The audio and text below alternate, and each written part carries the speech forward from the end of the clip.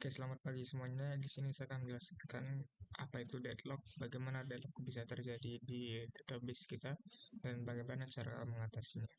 Jadi, untuk deadlock sendiri itu adalah kondisi saling mengunci antara dua atau lebih transaksi berhenti secara permanen karena masing-masing transaksi itu sedang menunggu sumber daya yang sedang dikunci oleh transaksi lain atau kelompok tersebut.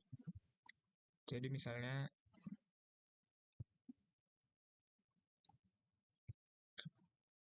proses 1 sedang mengunci sumber daya 1 dan proses 2 sedang mengunci sumber daya 2. Lalu kemudian proses 1 ingin mengakses sumber daya 2 dan begitu juga dengan proses 2 ingin mengakses sumber daya 1. Proses 1 tidak bisa berjalan karena sumber daya 2 sedang ditahan oleh proses 2.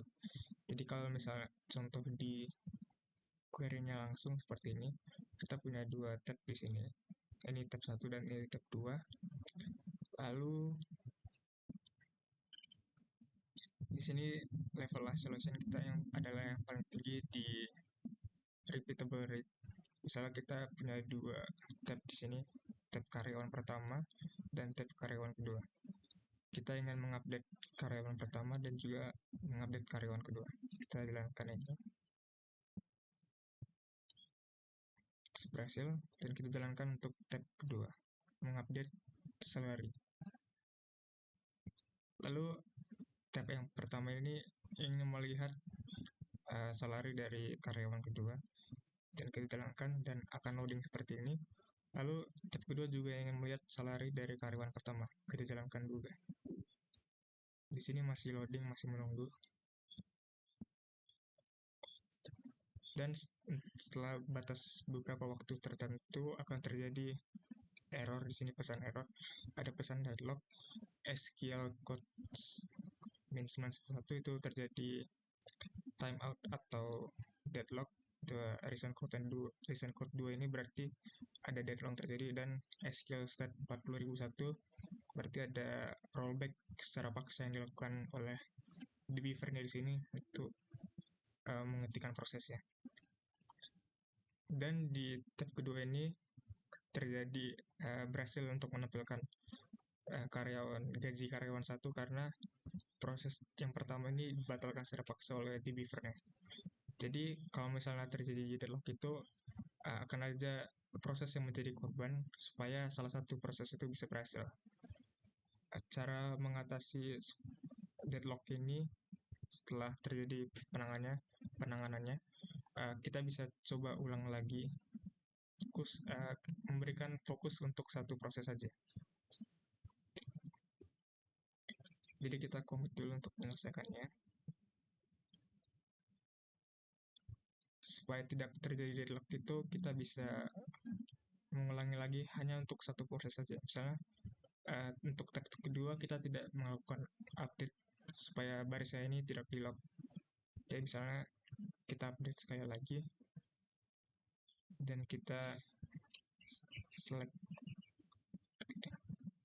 Nah, jadi bisa dilihat ini bertambah menjadi 800 ditambah 2. Jadi deadlock bisa dicegah dengan cara memastikan urutan akses yang konsisten. Selanjutnya, untuk mencegah deadlock itu bisa membuat transaksi singkat dan cepat. Semakin lama sebuah transaksi berjalan, semakin lama proses itu menahan kunci, dan semakin besar kemungkinan terjadinya deadlock. Kita harus menghindari transaksi yang menunggu input dari pengguna di tengah-tengahnya. Kumpulkan semua informasi terlebih dahulu, baru kita bisa menjalankan transaksi secepat mungkin. Selanjutnya, ini berkaitan dengan yang saya bilang di awal tadi, kita bisa menurunkan level isolation-nya. Di sini di awal tadi saya menggunakan level tertinggi yaitu repeatable rate. Kita bisa mengubahnya itu menjadi level yang lebih rendah. Untuk mengubahnya itu kita bisa right click di sini, terus edit connection.